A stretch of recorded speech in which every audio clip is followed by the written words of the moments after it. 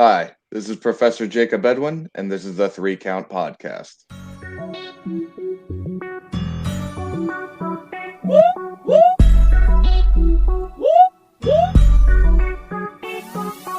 I'm in fashion. Welcome everybody to another great edition of the Three Count Podcast presents Now Entering the Ring. I'm your host, Clifford Red Dog Miller. No man that leads you up that mountain called wrestling. But after our 290 something episode, I would just think you would just say with me, I am your Sherpa, because like every good Sherpa, you need to have a tribal chief and you should acknowledge me. But like every great Sherpa, which I like to think I am, it's never about me. It's about who's entering the ring. So who's entering the ring today? You can find this man at Voltage. You can find him at RWA, EPWA, CPWA, WDWA, NWL, and ATCW. He is the intellectual, the mindful, the professor, Jakob Edwinn. Thank you. I've seen you a few times now, probably the most in the last year, and it just now occurred to me that you're Clifford the Big Red Dog. Yeah, That didn't cross my mind until just this moment. Yeah, I don't normally like when people ask me, they're like, oh, because when you shake hands and stuff like that, you meet people in the back, it's always like, whatever, hey, I'm Cliff, nice to meet you, and just keep it moving. And so Right. when I say my whole name, everybody's like, oh wow. And that's kind of the extent of you and I, right? Like we've really only met a handful of times at shows, so this is going to be, the most we get to know each other.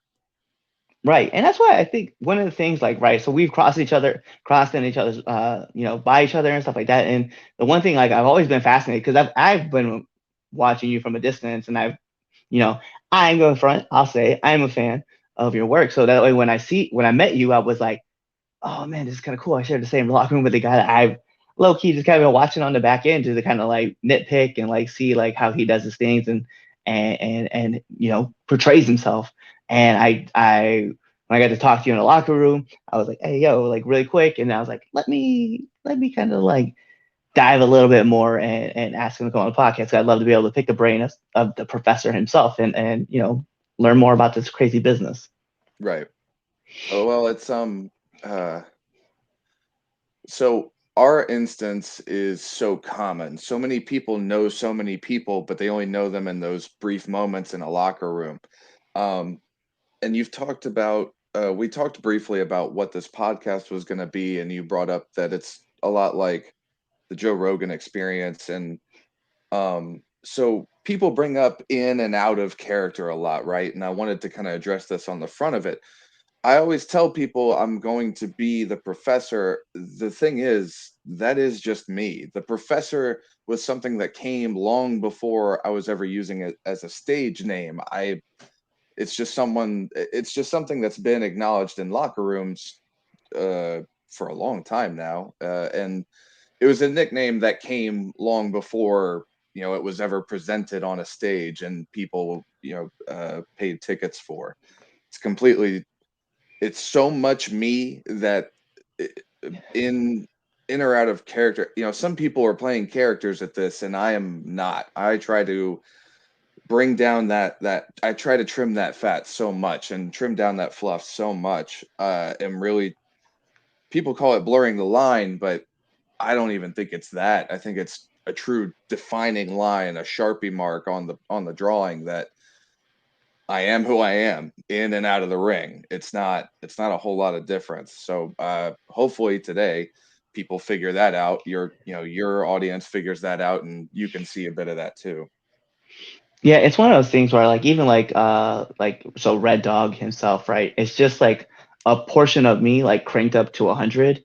And I think that's the one thing, like, because the person that you meet, whether I'm on the podcast or I'm in a ring or I'm just out on like just hanging out in the town or even at my job, like it's the same dude, just maybe amplified a little bit more. But I put so much of me into who Red Dog is. And the thing is like coming from like a military background, right? I feel a lot of people forget that the military has like a lot of dark humor because they always see the guys like as stoic, like this, like I'm very like firm, always on task, always at the plan. And if I have to adjust, I will, but I'm always a fight to fight to win kind of dude. Where like me, I like to prey on. I don't want to say prey. I like to play off the darker side of like the things and just like make jokes at like most inappropriate times and like say things that are just off the cuff of my mind without the filter, because that's something a lot of people don't remember, is that some military guys, they don't have that filter. It's whatever's here goes right out. And I say just abruptly to people like all the time. And sometimes, I mean, really, they have to, right? So many people, humor is a coping mechanism, and if you're serving any time in the military and any of that time gets literally in trenches or literally on front lines, what else do you have but your humor and whoever's right next to you? Yeah, so true. And so that's why when you said like you've put so much of yourself into the professor, into the character, like yeah, I mean, that's why I love this aspect of being able to talk to people about like where their character come from or who they pulled from or where they've like kind of adapted. So to hear you even just come out right to the front and just be like, I'm just, it's just who I am. And Right. I feel like that's a great thing to hear, because like I know even like Chaz, right? So the other half of the Three Count podcast, like his character, like the Dawn, it's just him cranked up to 1,000. Like I kid you not, the way Chaz acts like in the ring is still 100% of who he is outside the ring. So it's always fun to see people try to figure out like if there's two different people. I'm like, no, no, no, we are very much the same person. It's just when you see us in a ring, we may just amplify the thing, but otherwise, like we love just like dumping ourselves into whatever we're doing. And that's so much fun, right? Like that's part of a big part of a wrestling fan's perspective is they're trying to figure out the magic trick. They're trying to figure out what the difference is and where the card goes up the sleeve, right? That's all they're trying to figure out. And when that aspect, yeah, they want to see behind the curtain, it becomes the most interesting thing for them. And when they can peek behind the curtain and you know, uh Randy Savage. Randy Savage was very well known for that was just him. You just took someone who in real life was this cartoonish, over the top, intense person, and you just happen to put 250 pounds on him and put him in front of a camera and a microphone and a wrestling ring and taught him how to do a headlock. And very fortunate for all of us, that worked out. We got the Macho Man Randy Savage or the Macho King or Macho Madness. But so for a fan to find out that we aren't interesting, that we aren't the wrestler we portray to be, that we aren't, that extra fold, it's I think it's kind of a letdown. So uh, I'm a little combative. I'm kind of a strong personality, but I'm not gonna make something like this podcast. I agreed to this. Why would I come on here, 1,000 miles a minute, really trying to defend or be combative with you, versus say at a merch table.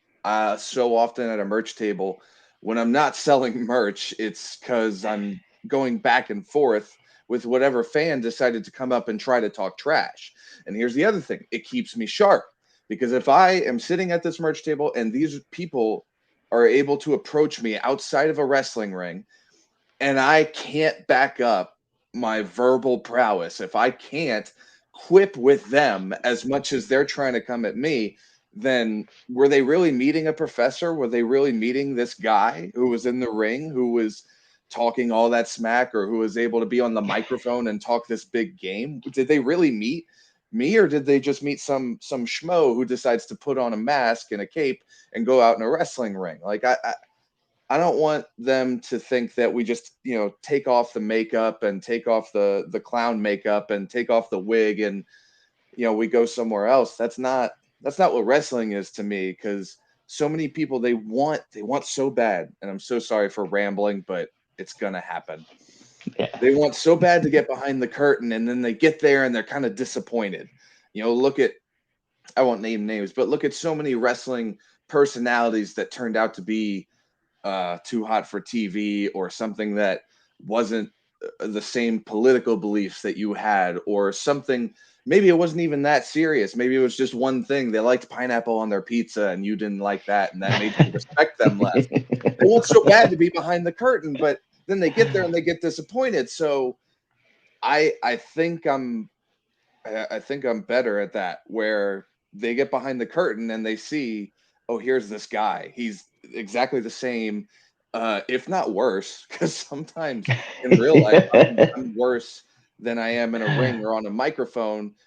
Because now I'm not trying to get everybody's attention. I'm just mean. I'm just this stone faced, mean person.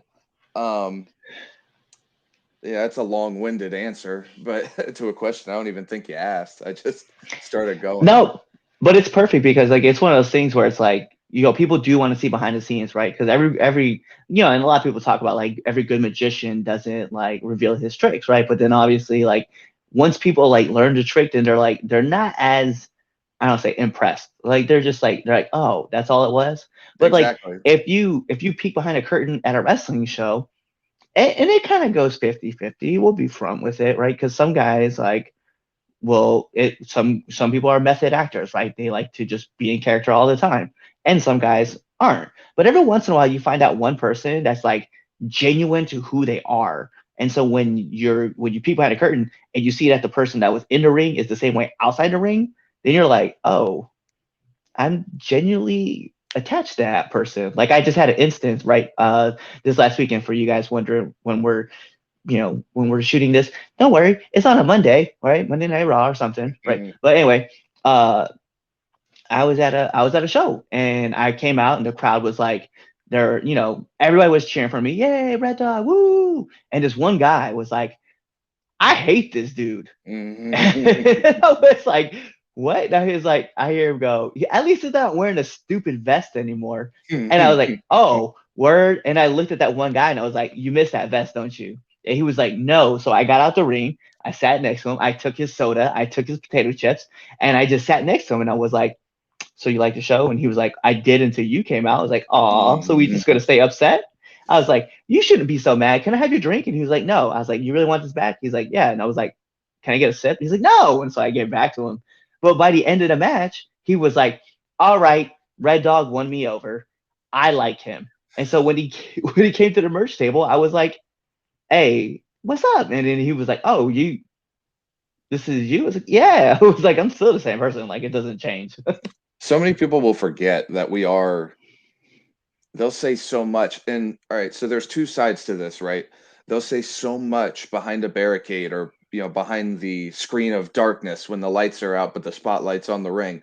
They'll say whatever comes to their mind, and it's so anonymous sometimes. But then there are those instances, those more intimate shows where we can stop what we're doing, or we can go to a merch table and we see them face to face and they see, okay, this is a real person in front of me now. And so many people get offended by that, right? There was a recent story where a fan got kicked out of a WWE show for throwing a soda. Um, but it's and so often that kind of thing happens. They throw something, maybe they say a slur, maybe they say something terribly offensive, and I could fill a book with how many names I've been called, and just insults and attacking my body, my hair, my everything. And man, it kind of speaks to wrestlers today. We do need to have thick skin. We can't just be going out there and expect to be loving and accepted and everything. Like, anytime a fan or anything has tried to turn up the heat on me, I can turn it back on them. That means, to me, that gives me, they just went up another rung, so I'm going to jump that rung. And I'm just going to pepper it on more. You can't, I've made posts, I've made, memes, images, whatever. Try to hurt me, try to offend me, try to say something to me that I haven't heard before, try to be creative. No more of this bald. I literally got a chant last week, just bald, just bald. That's all they said was bald. I get Mr. Clean. I get so much, and it's so uncreative. And this is anybody that sees this and is going to see me somewhere at another show coming up. Try better. Try so much better, because you can't. I need more. I need something to go off of. I need something to bounce off of. If you just call me bald when you're missing teeth and overweight and dressed poorly, I've got too much on you, and all you're hitting me with is bald. Something I have no effect over, no change over. You chose. Your bad hygiene is your choice. Your bad sense in clothing and style is your choice. And your weight is your choice. I'm over it. Give me a better source of material. Give me a better class of heckler or whatever you want to call it. You know, the fans can say whatever they want, as far as I'm concerned. I don't dog on people that get offended by it, but as a wrestler, you have to have thick skin. You are literally shining a spotlight on you, and you're in center stage, in the center of that ring. You've got anywhere from 100 to 1,000 people staring at you. Somebody's not going to like you, and for a good reason. And you took it. You went great. You went great, and you turned it into a positive. That's kind of what we need. That guy picked you out specifically. He had to have seen you before or something. I don't like this guy specifically, but you know what's good about that? He remembered your name. So many guys go on a show and people don't even remember their name after. Who was that one? He did the flip, or he said something funny. Who was that guy? He remembered you, whether it's because he liked you or not. We can worry about that later. He remembered Red Dog. I think it's interesting too. Like you hear that a lot. Like I remember like the first time I was at a show.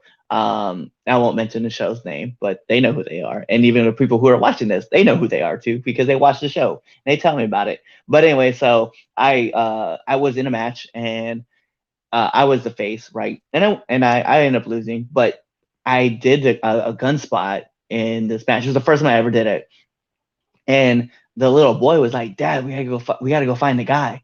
And he's like, "Which guy?" He's like, "The guy that was like pew pew pew pew pew." Didn't remember my name, just remember that I did that spot. And so his dad was like, "Oh, that's him." And since then, like the little boy has been like a huge fan of mine, and I see him all the time. And it was just funny that that's the only way that he could remember me, and he just could remember that my name was Red Dog, even though at the time I was just wearing all black and red. But it's funny to hear that kind of story of like, what was that guy's name? He did that one spot with the one person, and then it turned into a flip. And you're just like, It's that's a so lot. That's a lot today. it's so shocking, right? Like, so I was told this piece of advice, and I take it with me everywhere I go. There's three people you have to look out for at a wrestling show. One person is there because you're their favorite wrestler. One person is there who has never seen you before. I think for most of us, that's more often than not. And then third, it's someone has never seen wrestling before. I can't tell you how many times I've been to shows that people have never been. This is my first time at any wrestling ever. And I'm so shocked to hear that, but I always keep it in mind because so many people just assume they've seen everything. They've seen everything. What else can we show them? And there are some crowds that maybe majority is, yeah, they've seen it all. They've seen so much, and they assume. So a lot of wrestlers, not all, a lot, are so ingrained in it. We are neck deep in wrestling. We are neck deep in it, and they assume everyone else is, and you can't. You know, you just can't. You can't play like that. We have to go out there and actually show them something they've never seen before, or something that shows them what wrestling is. I've heard people uh, talk down about a shoulder tackle. And if you've watched two wrestling shows, you've seen a shoulder tackle, you see it. It's such a useful technique. It really is. And it's so ingrained now in wrestling. Um, but there's still at least four people that haven't seen it. Maybe it's their first time coming to a wrestling show. Maybe they've seen some of the stuff on TV, but you got to show them what it is. You have to show them this is what wrestling is. Um, and that's when people overcomplicate things. That's when I look at people that overcomplicate it, and like, it's like, guys, you're doing yourself a disservice by trying to do the triple Lindy off the top rope when people they've never even seen a just a splash or a cross body, you know, and it's accomplishing the same goal. People want to be flashy, you know, and it becomes form over function. And Mm. if Professor Edwin is anything, it's function over form every time. I'm going to do what works versus what looks pretty. And I'm not saying everyone should be like me. If everyone was like me, I wouldn't stand out. I'm saying I'm saying I've seen a lot of mistakes and a lot of injuries happen for form over function. So, mine can take my 10-year career and turn it into 30 versus some other careers I've seen go from, 10 to 5 instead. It's one of those things that like it was something that so it's no secret, right? I've made it known on this podcast a few times. Sickens my trainer, and the one thing that he says a lot is like, you got to spoon feed your crowd, right?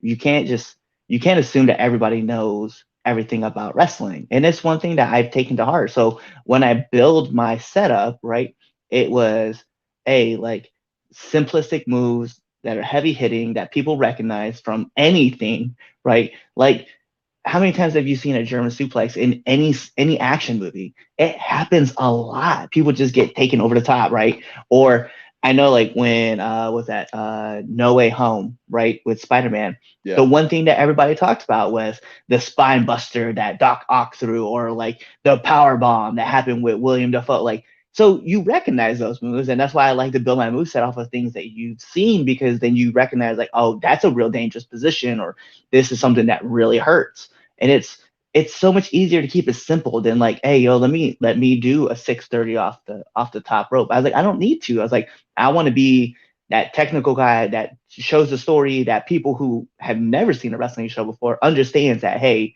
uh, that looked like it sucked. So, a funny story about so you say everybody was talking about the power bomb, right? And they set it Mhm. up very well in that movie, and I love that movie for that fight scene, probably above everything else. But I was on a show. I was wrestling Hacksaw Jim Duggan one night, and it was in a show in East Tennessee. It was a town that hadn't really had wrestling, if not for a while. And someone went to do a power bomb in a match. The guy jumped at him and he caught him, and the crowd laughed. They had never seen a power bomb. All they saw was some guy's crotch in another guy's face. They then kind of oohed after the power bomb because it's a power bomb, but half of them were still laughing at the crotch to the face, and it really just it opened my eyes. And that same little three-person reminder popped in my head. There's always people that haven't seen wrestling before. They don't know what this is. They see this and it's their first experience, and you have to make it a good one sometimes.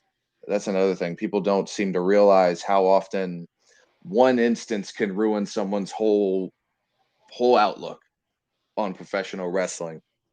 They'll think, oh, everybody's seen it, everybody knows what it is, but they'll go to some of these shows that are just so bad, so poorly put together, poorly planned out. The matchups aren't set up right. They're all thrown together. It doesn't, the presentation's not there. I don't think presentation is everything, but when you combine it with all the lowest rungs of what we do, there's someone that's never seen wrestling that just happens to be what's close by to them. That turns them off of wrestling forever, forever. And now not just that show lost a customer, any other future show lost that customer. And that's a shame. People don't take that responsibility sometimes. It's just another one. Yeah, but what about the next one? There's always a next one. You never There's a saying in wrestling, and I'm sure you've heard it, where whether there's 15 or 1500, you go out there and perform like it's 1500, no matter how many people are out there. That's referring to the audience. And there's a reason for that, because if you don't perform like there's going to be 1500 or 15,000, then it's still just going to stay at 15.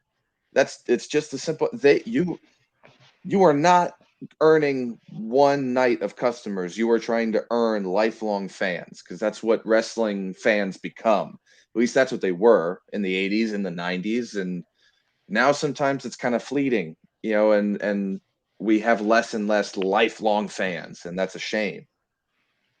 Yeah, it was something like earlier today, when I was at work, right? I was leaving. Our new group manager is in there now, right? And she's kind of faded off of watching wrestling, but for some reason, when I told her like what I did outside of, being a personal trainer. She was like, "Oh my God, really?" She's like, "I haven't watched wrestling in like 4 or 5 years. My daughter's still heavy into it, but I just kind of faded out." I was like, "Well, why'd you fade out?" And she was like, "I don't know, just couldn't really make connections." And I think that's the bigger part too, is that like you still like as a performer, right? You still got to make those connections with the audience. Like you can't just leave those people out. And just like you mentioned, right? Like if you have all the lowest rungs of a wrestling show and then the presentation sucks and none of the wrestlers are making an effort to connect with those fans, yeah, you're gonna lose a lot of people. And I think that's why, like for me, it's so important. Even if you dislike me, right, or dislike Red Dog, right, it's so important to me to at least have that connection of that you hate me or you like me. Regardless, I want you to have a connection with me because at the end of the day, it was something that Eric Bischoff has said, right? That whether you love something or you hate something, business is good. And I really believe that. And I was like, if I have make you have some kind of feeling about me, then I'm doing my job. So,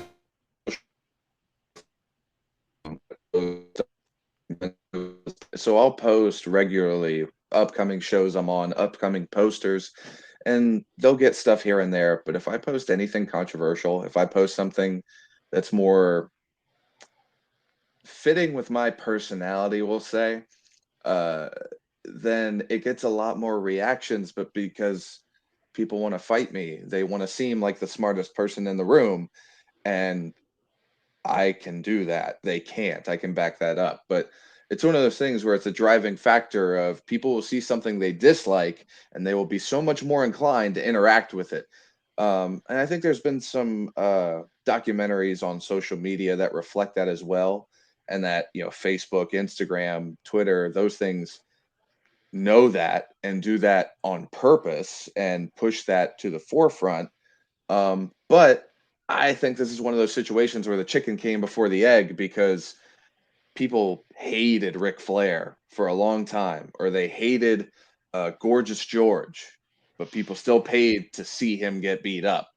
The coming to see what you hated has been around long before social media, and especially in professional wrestling. It's something I really, it's something I thrive on. It's my whole business model. It's my whole look. If you hate me, you'll pay to see me. That's my whole. It's everything for me.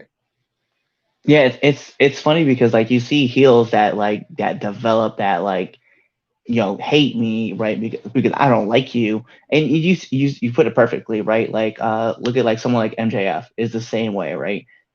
People pay to watch him get his ass kicked, and then when he wins they get pissed, they come back, they buy the next whatever pay-per-view, or they come watch the next show because they're waiting to see him get his ass kicked. And if you look at someone like, look at Floyd Mayweather, right? When Floyd Mayweather started off in boxing originally, like everybody liked him. He was the silver medalist that just came out of the Olympics, and people were like, yeah, you know.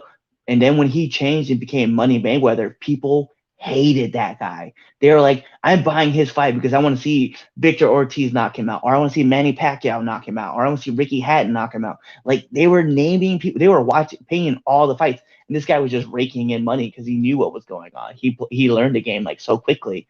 So to see you kind of interpret that same thing, I love that. I love the idea of you being able to spin it and play with it. He's really lucky. He's a very technical boxer because he can't read. So that's probably the only job he could have ever been good at. I mean, good for him. Everybody's got to find their golden ticket, right? So that's what we're all trying to do. I'm not Didn't he gonna. say? I was like, didn't he say? He was like, I don't have to read. I just have to be able to count how many zeros that are at the end of my check. Like that's I what don't he was think he telling can people. even. He doesn't even have to do that. People can go ahead and count that for him, and he's fine. Yeah. Um, you know, the blind squirrel found the nut. He got what he needed. Good for him. Still can't read a book. Actually, I do want to ask this question. I love this is like one of my favorite questions to ask people though, and it's something I bring up. What's one of the hardest lessons that you've had to learn being in the business? Hmm. Finding my voice, probably. Um, that was probably the hardest thing, and it's one of the hardest things to teach someone, right? Because so often, I'll mention his name. A guy named Corey Bush. He would come up to me when I was first training, and he said, "Where is it? Where is it, Jacob? Where is it? What is it? Come on, say something to me. Bring it out. Bring something out." He was always referring to my voice. He wanted to find out what my voice was, and he and I have been at odds and ends. But that was something that was a driving factor because even when he wasn't around, I eventually moved away and moved back, but it always was in the back of my head. Where is it? Where's my voice? And it turns out I was trying to be so many things I wasn't. And it turned out, and part of that too was inherently people don't want to be booed. They think they might want to, or they might want what gets thrown at them verbally or physically sometimes. They think they want that, but no, inherently people want to be liked. People don't want to be literally booed as a person. I don't like you as a person. Um, and once I kind of threw that out and I just kind of was myself in, calling myself the professor. I remember the first time I ever did that. First time I was ever just called the professor, Jakob Edwinn. All I did was in some town in Brewston Mills, West Virginia, for Championship Pro Wrestling, CPW, Big Bear Lake. All I did was come out reading a book. That's all. I was just reading to myself, making my way to the ring. Some people need music, some people need, an energy drink, a good read, pumping up this muscle is really what I need. And sometimes I like to do a last minute cram session, go right to the ring with it. And they hated me so fast. I couldn't have written it better. It was like something out of a movie. Just the minute they could see that I was reading, just reading, they didn't like me right off the bat. And I realized, okay, this is kind of what I assumed was going to happen. People aren't going to like what this is. People aren't going to like me for me. And if that's the case, then so be it. They don't like me for me. So that was my hardest lesson, was finding my voice, and maybe I would have found it sooner if I didn't care so much what other people thought. And now that I don't care what other people think because I'm me. I'm the thinker. I'm the thinker. I have it already. I don't really need your opinion. I don't need a second opinion. I don't need, another doctor. I've got me. I like that. I like that low, and I like that. I like that's something I've never thought about was like the finding of your voice and finding out like who you are as far as like the character, but as far as you too, right? Like who you want to be. It was something like it's crazy to think that that's like I don't know. It's funny because like I guess like for me when I was going through like the first 6 months of wrestling, right? And this was something that I've talked about a few times on this show where it's like I thought that your wrestling character was just something that your trainer gave you, as in like the you are this and this, kind of like how WWF used to do back in the day with like Repo Man, right? Like you are a wrestler and you are also a guy who repossesses like other people's vehicles, or you are a wrestler and you are Earthquake. But like Hmm. I didn't realize that you had so much freedom into what you could do. So when I first got in, the one thing that Sikkim was like, hey, you being more former military, you should be able to play off of that. So we want you as like this like straight edge, like very like stoic kind of dude who like I said, right? You get that typical military person role. And I was like, but that's not me. And so I tried, I gave it a shot, gave it like a voice and stuff like that. And it just didn't fit naturally with me. And it was one of my friends who was on the outside, right? And to name drop him, he was also on the show too, Antonio Padilla, and my boy Antonio was like, "That's not you. That it hasn't been you. I don't know why. I don't know who this guy is. It's not you, but you need to figure it out." And so when I went back and talked about it, I had told Sick and I was like, "Yo, I can't do this character because it's not me, and I don't feel like I'm connecting with it. Therefore, I don't think the audience is going to connect with it." And so he's like, "Well, you cut me a promo the way you want to do it," and I just opened up and just started like verbally assaulting him about being a kingpin. And then he goes, all right, cool. That's it. That's it right there. He's like, so use that and run with it. And from then on, and it just became something. But it is cool to hear that like for you as well, like you just had that difficulty at first because you were trying to pretend to do something, and it finally was like, fuck it, I'm just gonna be me. It took a long time. It took way too long. But I'm glad. I never live with regrets. I'm very much, if I do that, that's who does that help? So I'm glad it came when it did. And I'm glad, and enough people told me, and uh, it's really been beneficial. This is the best my career has ever been. This is most fun I've ever had too, because I get to just be myself, and then I get to do something I love, which is professional wrestling. If I can give advice, it would be that you have to find something about you that's more interesting than the fact that you like professional wrestling. Because so many guys are just out there just as professional wrestlers, and for some people, they make that work, and it becomes unique because there are so few just professional wrestlers out there. But for others, you do have to bring something else to the table besides just like a hobby or a God forbid a profession like the Repo Man, like Duke the Dumpster Drosy. You've got to be able to bring something else to the table. If you're not the most interesting person at work, what makes you think you're going to be the most interesting person in a wrestling ring? So some people do just have to be something completely different. Look at Goldust. Look at Goldust and Dustin Rhodes. Those are two different personas, two different sides of probably the same coin, but you would never be able to know. I mean, there is no way anybody could have guessed that Goldust was waiting, cooking inside of Dustin Rhodes. I mean, it's shocking. It's shocking even now, looking at him now and is this renaissance of a career that he's had versus what he was in the 90s and in the 2000s as Goldust. It's shocking. It's so, and sometimes, and he probably had to go somewhere else. Like, that's the thing. People call it persona, they call it a character, they call it a gimmick. You got to be that person still. People can see through, they can cut through BS so fast. It's like you were saying, it's being genuine, it's being yourself. People can cut through that and they can see through that a mile away, and most of them do. So if at any point Dustin Rhodes slipped into Dustin Rhodes, people would have known immediately. They'd be able to tell immediately that's not Goldust anymore, but he was Goldust 24/7, and you have to be because of what we're selling.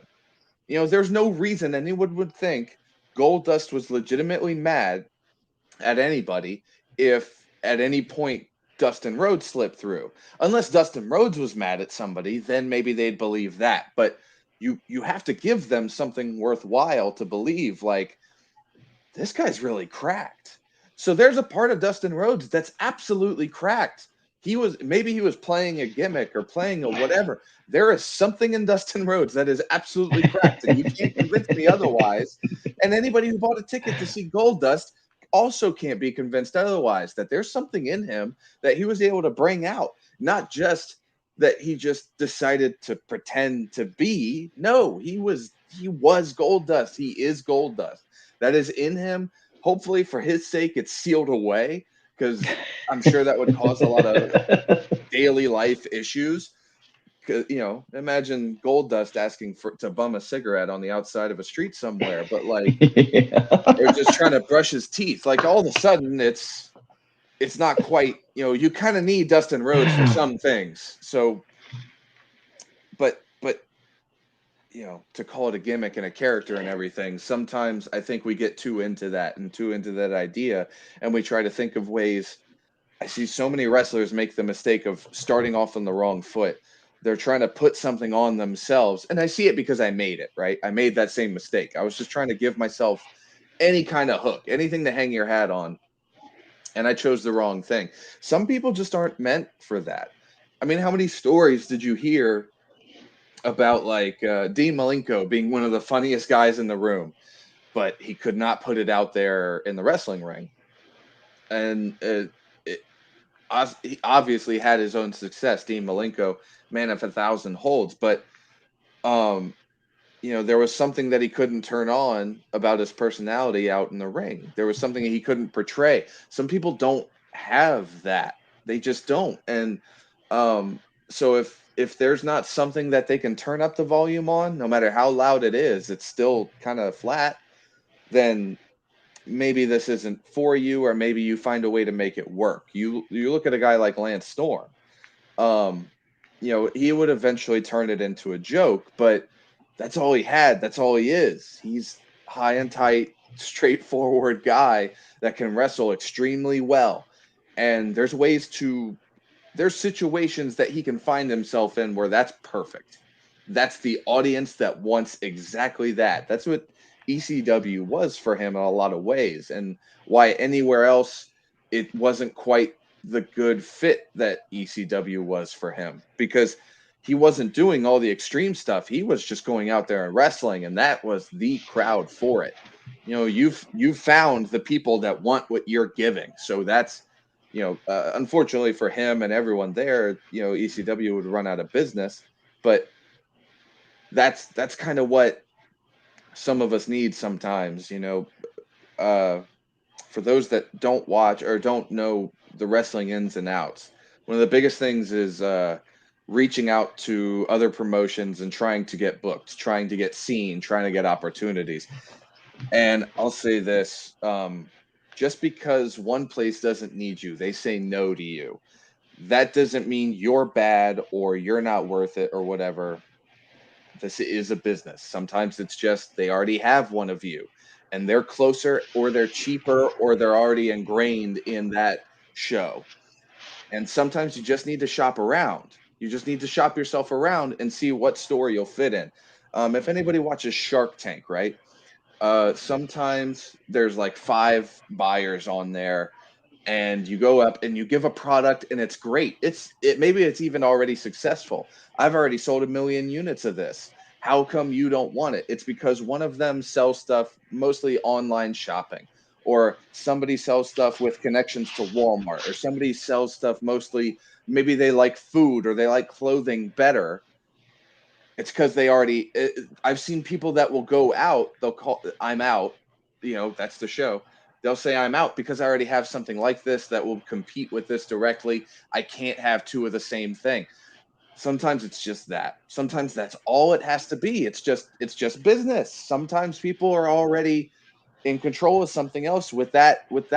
Maybe they already have a maroon canine on their show and they can't have red dog because they have maroon canine. Maybe Right. they so there's other teachers and professors out there, or smart people in professional wrestling. Maybe they don't need me that time. That's fine. You send them updated stuff, you keep at it. But that doesn't, no doesn't mean you were bad, you were terrible. Sometimes it does.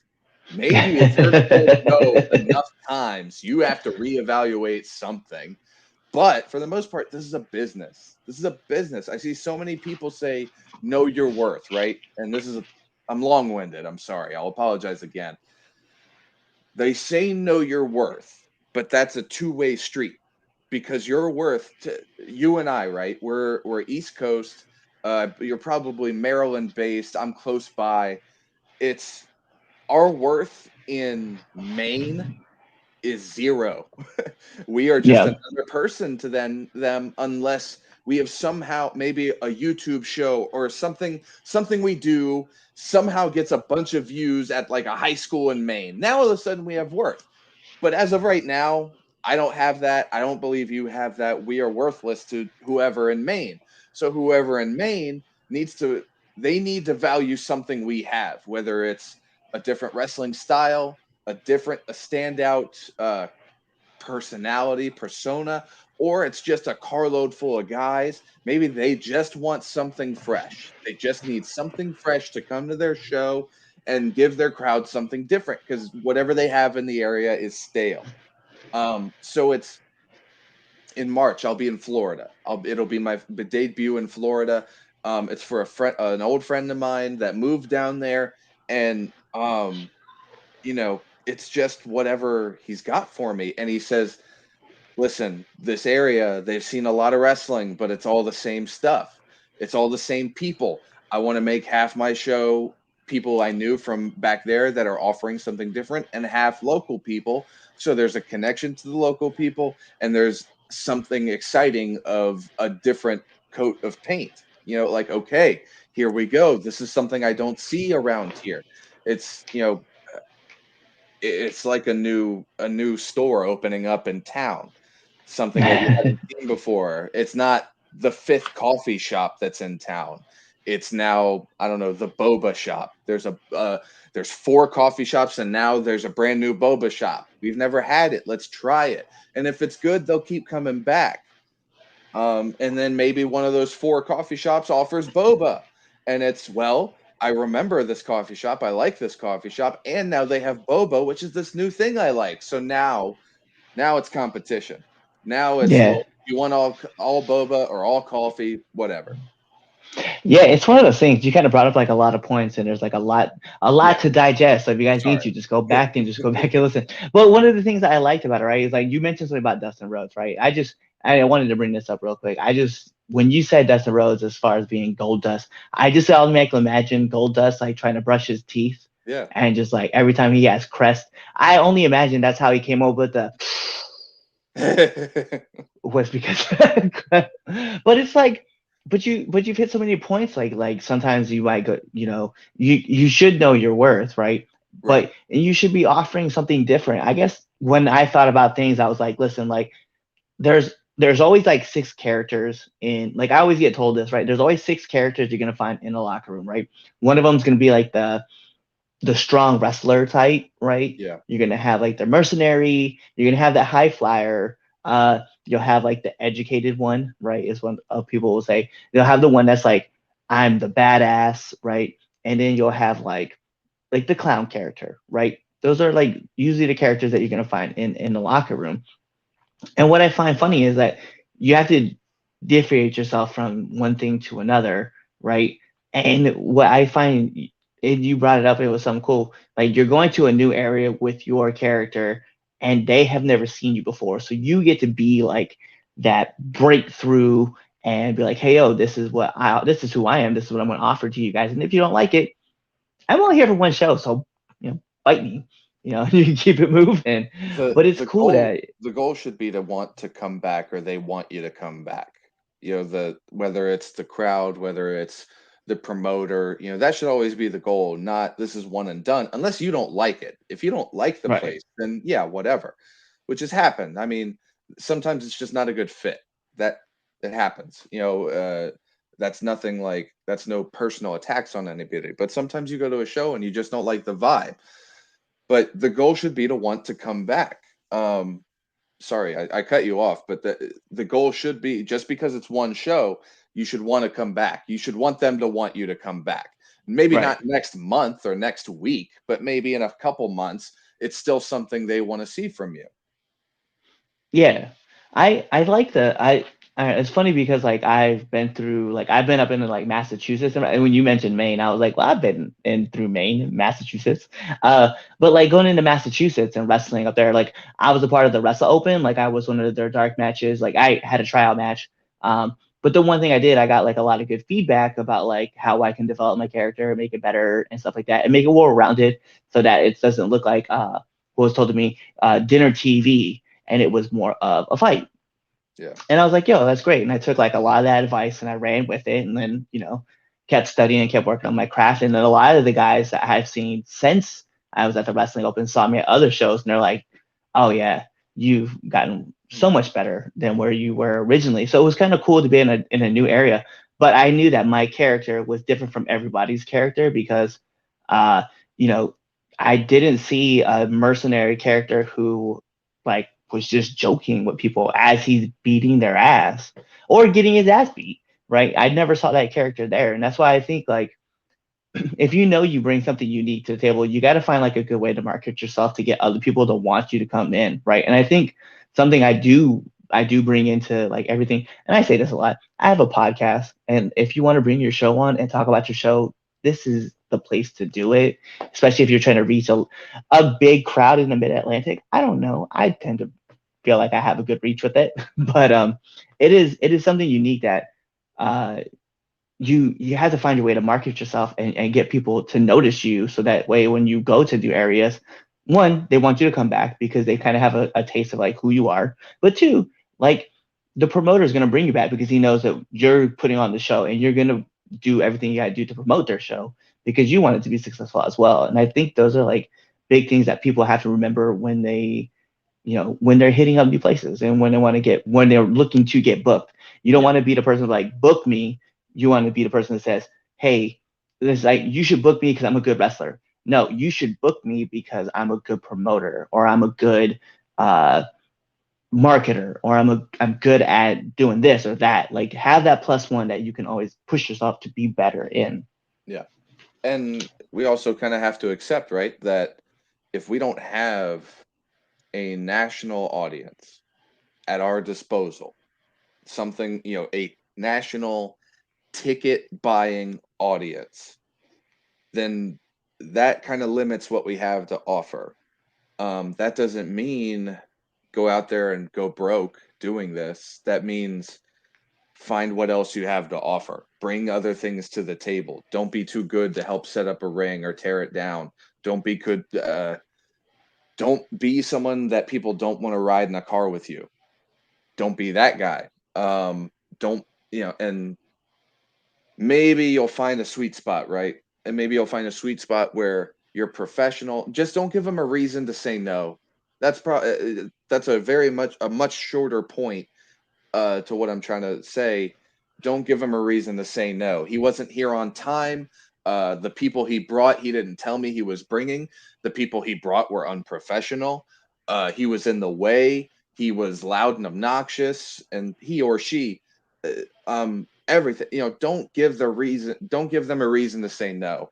To give them everything to say yes, and that doesn't mean. So I'm at a point now where I want to be I still want to be me, regardless of all of that. Like, I still want to be me. I'm going to go out there and wrestle the way I'm going to wrestle. I'm not going to do something that I think goes against my standards.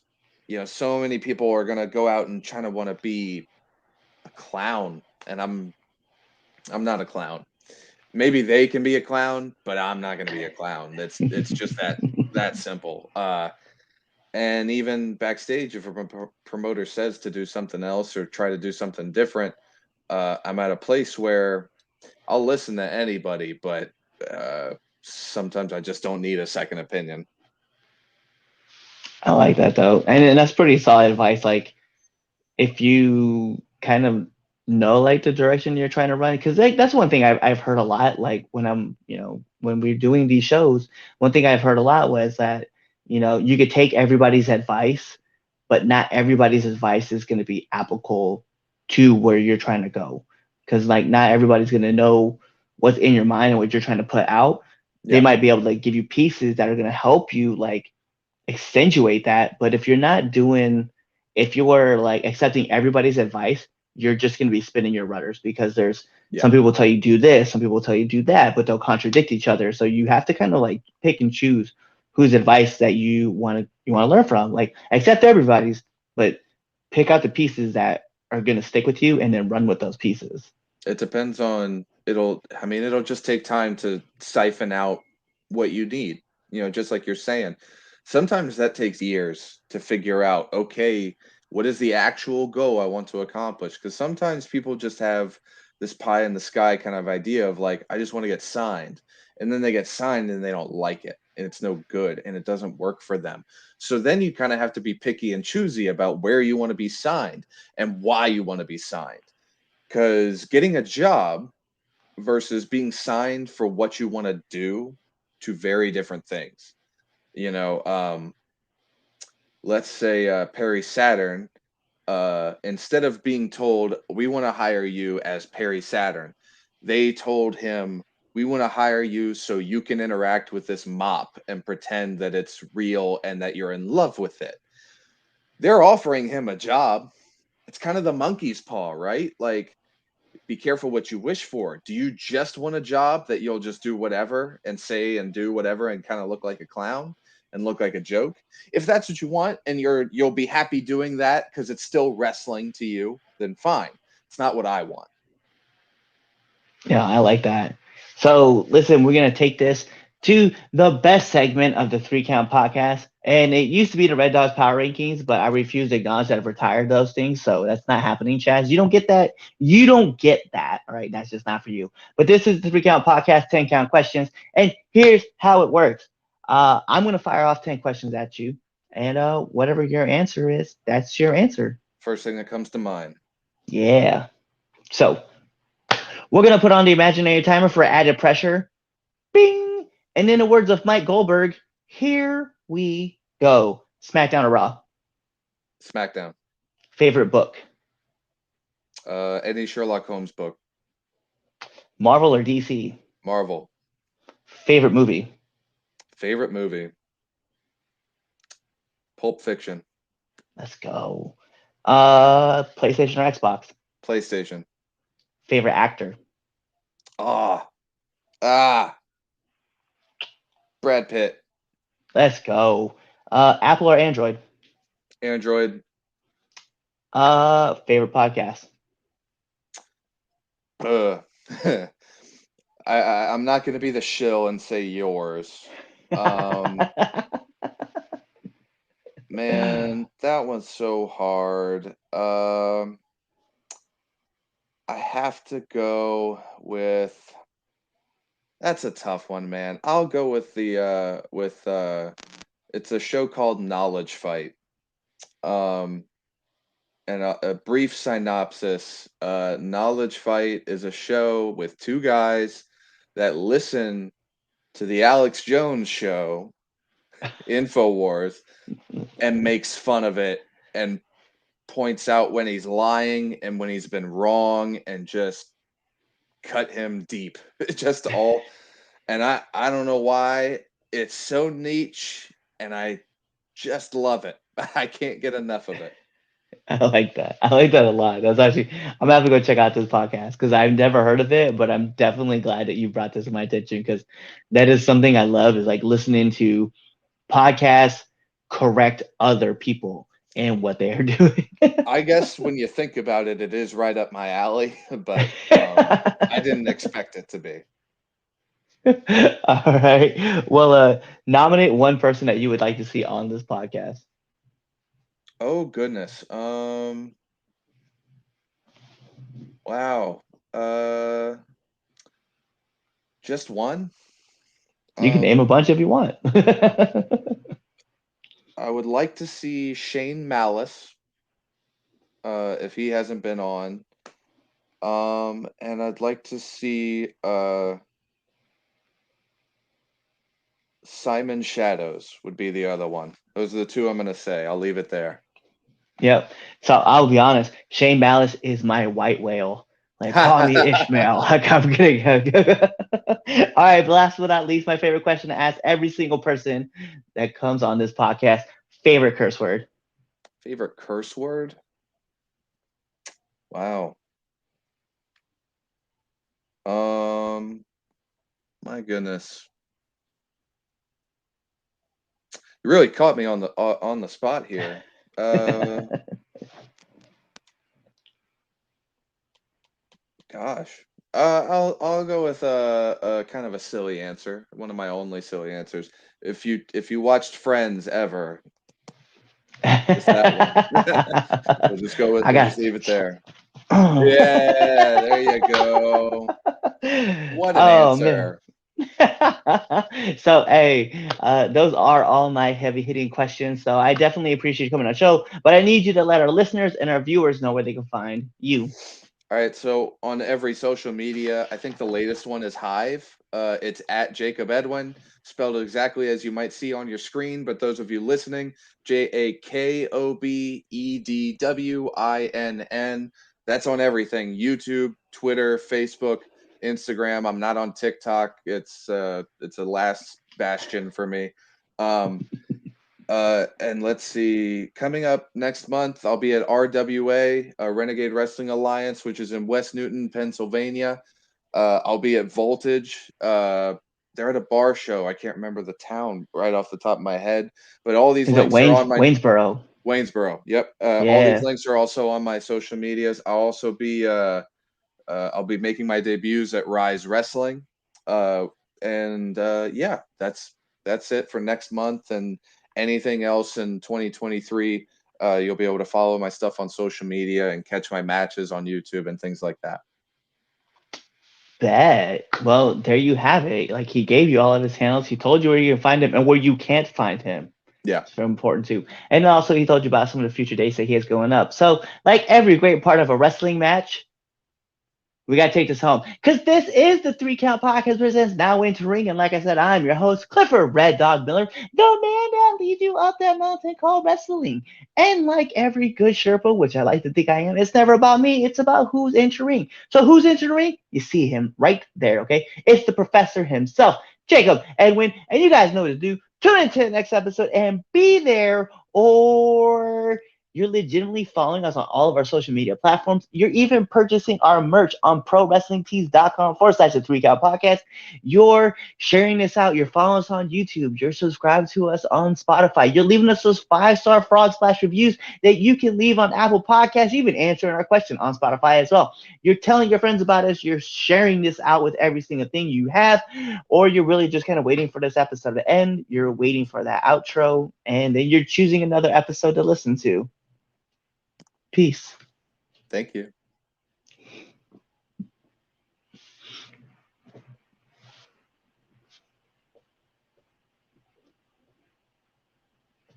Yo.